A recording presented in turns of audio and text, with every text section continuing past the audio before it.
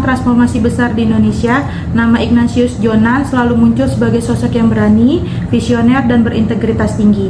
Dari memimpin PT Kereta Api yang dulu dikenal berantakan hingga menjadi transportasi publik yang dapat dipercaya masyarakat, Jonan membuktikan bahwa perubahan besar bisa lahir dari nilai-nilai yang sederhana dan fundamental. Nilai-nilai itu ternyata sejalan dengan berakhlak sebagai core value ASN di Indonesia. Dalam setiap keputusannya, Jonan tidak hanya menunjukkan kepemimpinan, tetapi juga menanamkan prinsip berorientasi pelayanan, akuntabel, kompeten, harmonis, loyal, adaptif, dan kolaboratif. Mulai dari memberantas calo tiket, memperbaiki toilet kereta agar ramah lingkungan, menaikkan gaji karyawan demi kesejahteraan, hingga menciptakan budaya kerja yang meritokrasi. Semuanya adalah bentuk wujud nyata implementasi berakhlak. Jonan menunjukkan bahwa nilai bukan hanya slogan, tetapi arah yang menuntun perubahan, yang akhirnya membawa dampak nyata bagi jutaan masyarakat di Indonesia. Dengan memahami kisah Jonan, kita bisa melihat bagaimana berakhlak bukan sekedar teori, tapi jalan nyata menuju pelayanan publik yang lebih baik dan terintegrasi. Tapi sebelum itu, kita kenalan dulu yuk dengan sosok Ignatius Jonan. Bapak Ignatius Jonan adalah seorang profesional dan birokrat Indonesia yang dikenal dengan kepemimpinan visioner dan ketegasannya dalam membawa perubahan besar. Lahir pada 21 Juni 1963 di Singapura, ia memulai karir di sektor keuangan sebelum akhirnya dipercaya memimpin PT Kereta Api Indonesia tahun 2009 sampai 2014. Di tangannya, KAI bertransformasi dari perusahaan yang merugi, penuh calo dan tidak dipercaya masyarakat, menjadi layanan transportasi publik modern, bersih, tepat waktu, dan ramah pengguna. Kesuksesannya membuat Pak Jonan kemudian diangkat menjadi Menteri Perhubungan tahun 2014 sampai 2016 dan Menteri Energi dan Sumber Daya Mineral tahun 2016 sampai 2019. Dikenal sederhana, berintegritas, dan berorientasi pada pelayanan publik, Bapak Jonan menjadi contoh nyata pemimpin yang menanamkan nilai berakhlak dalam setiap langkahnya. Loyal adalah menjaga komitmen pada bangsa, negara, organisasi, dan penuh integritas. Adapun tindakan Ignatius Jonan adalah saat awal menjabat tahun 2009, kondisi PT KAI sangat buruk, yakni pelayanan minim, pendapatan rendah, dan perusahaan hampir bangkrut. Meskipun keuangan terbatas, Jonan tetap berusaha menaikkan gaji karyawan. Langkah ini penuh resiko karena bisa menimbulkan defisit. Tapi menurut Jonan, tidak mungkin pelayanan publik meningkat tanpa mensejahterakan pegawai. Ia yakin bahwa pegawai yang loyal adalah dan sejahtera akan bekerja lebih baik. Keputusan ini mencerminkan loyal karena Jonan lebih memilih berpihak kepada pegawai daripada sekadar menghemat biaya. Ia menempatkan kepentingan jangka panjang organisasi di atas kepentingan jangka pendek. Waktu itu beliau mengatakan 2.750.000. Hampir pingsan saya. Saya tanya, anaknya berapa? 3. Waduh, kamu pasti nggak cukup hidupnya kalau segini. Wah, saya nggak cukup, Pak. Dan kamu pasti main-main juga di sini. Ya harus main, Pak. Bukan jujur, Pak, terbuka. Saya bilang begini, bagaimana kalau kita memperbaiki kesejahteraan, tapi kinerjanya juga lebih baik. Dan saya nggak mau ada yang main-main. Adaptif adalah terus berinovasi dan antusias menghadapi perubahan. Adapun tindakan Jonan, dulu toilet kereta api sistemnya pembuangannya jatuh langsung ke rel, menimbulkan bau, merusak lingkungan, dan mengganggu kebersihan stasiun. Jonan mengubah sistem ini dengan toilet ramah lingkungan atau septic tank modern. Ini inovasi besar karena butuh biaya tinggi dan modifikasi yang juga teknis yang besar, tapi berhasil meningkatkan standar kebersihan. Tindakan ini adalah wujud nyata dari adaptif karena Jonan berhasil mengubah kebiasaan lama yang sudah dianggap normal oleh masyarakat. Ia terbuka pada praktik baru yang lebih ramah lingkungan dan juga meningkatkan kenyamanan untuk masyarakat. Kenapa toilet di gerbong kereta api ya itu langsung jatuh ke tanah? Saya ajak, sudah kita bikin sendiri deh. Ajak tim saya biayai sendiri. Riset 3 bulan. Coba Jakarta Bandung Gopar bisa jalan. Coba lagi Go Bromo. Jakarta Surabaya ada gangguan di Tegal. Wah, coba lagi 3 bulan lagi berhasil. Sekarang dipatenkan atas nama PT Kereta Api Indonesia Persero, Rono Pradipto dan kawan-kawan. Nggak ada nama saya. Akuntabel itu bermakna bertanggung jawab atas amanah dan tugas yang diberikan. Adapun tindakan yang dilakukan Jonan sebelum reformasi KAI, tiket kereta dikuasai calo. Penumpang sulit mendapat tiket resmi, harga melambung, dan sering tidak ada kepastian tempat duduk. Jonan memberantas praktik ini dengan sistem tiket online yang transparan, tidak ada lagi tiket berdiri untuk jarak jauh, dan terakhir penegakan aturan dengan sanksi keras bagi pegawai yang terlibat. Keterkaitan dengan nilai ini jelas akuntabel karena sistem yang dibangun menjadikan tiket bisa dipertanggungjawabkan. Siapa beli, berapa kursinya, kapan keberangkatan. Transparansi ini menghapus ruang bagi calo. Wah, di setiap stasiun itu ada calonya, ini ada mafia. Loh, saya bilang ini stasiun rumahnya siapa? Rumah saya kok. Saya usir semua deh.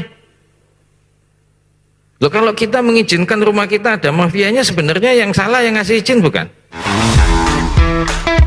Kompeten adalah terus belajar dan mengembangkan kapabilitas. Adapun tindakan Jonan adalah dalam sistem promosi jabatan di KAI, ia meniadakan orang dalam. Siapapun bisa naik jabatan asal punya kinerja, pengalaman, dan lulus tes secara objektif.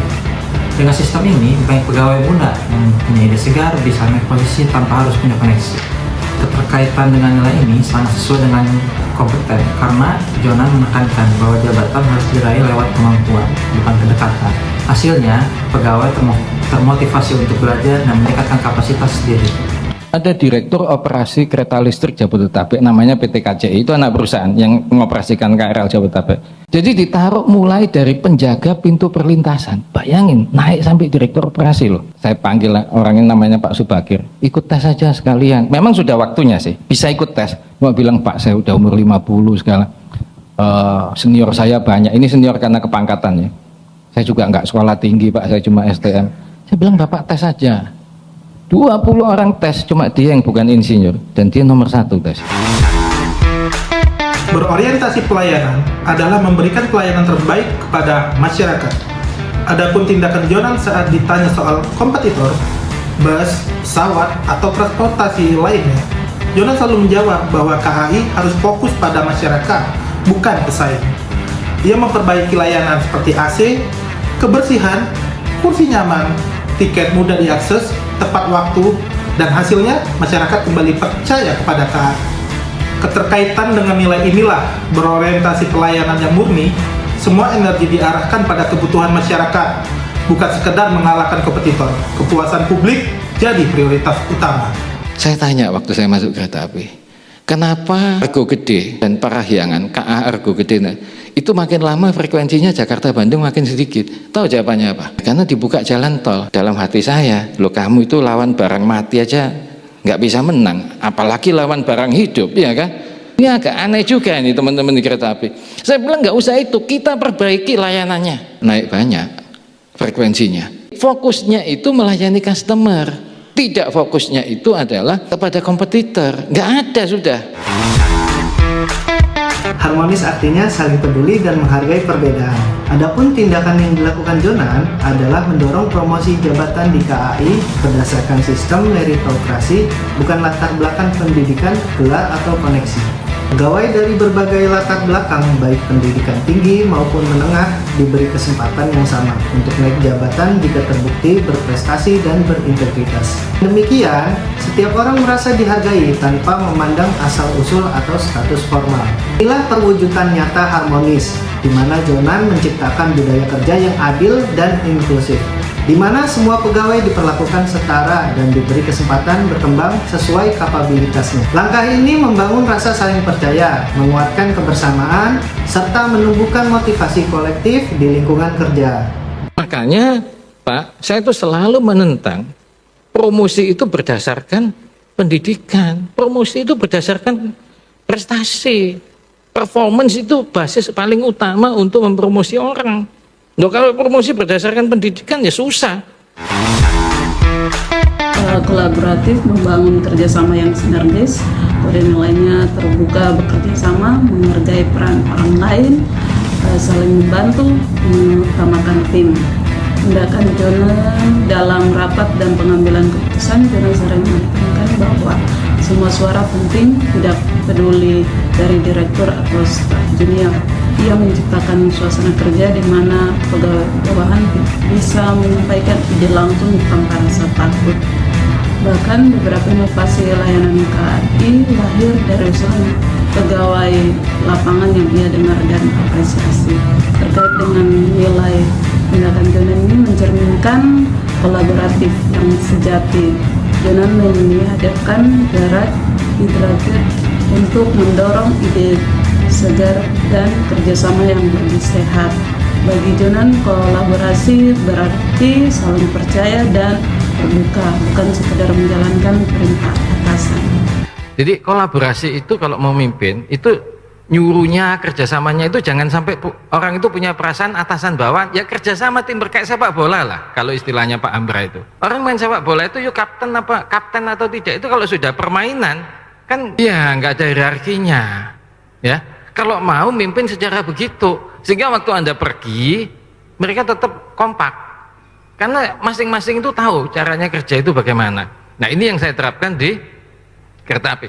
Melalui kisah transformasi Ignatius Jonan, kita belajar bahwa nilai-nilai berakhlak bukan sekedar slogan, melainkan prinsip yang nyata yang mampu mengubah wajah pelayanan publik di Indonesia. Dengan keberanian integritas dan fokus pada kepentingan masyarakat, ia berhasil menjadikan KAI sebagai simbol perubahan yang positif. Sebagai kelompok 3, tugas kami adalah menghadirkan figur teladan seperti beliau untuk menunjukkan bahwa setiap ASN tanpa terkecuali memiliki kesempatan untuk menjadi agen perubahan di lingkungannya masing-masing. Penutup ini sekaligus menjadi pengingat bahwa keberhasilan bukanlah hasil dari ambisi pribadi, melainkan dari komitmen untuk mengabdi, melayani, dan bekerja dengan nilai berakhlak sebagai pedoman. Terima kasih.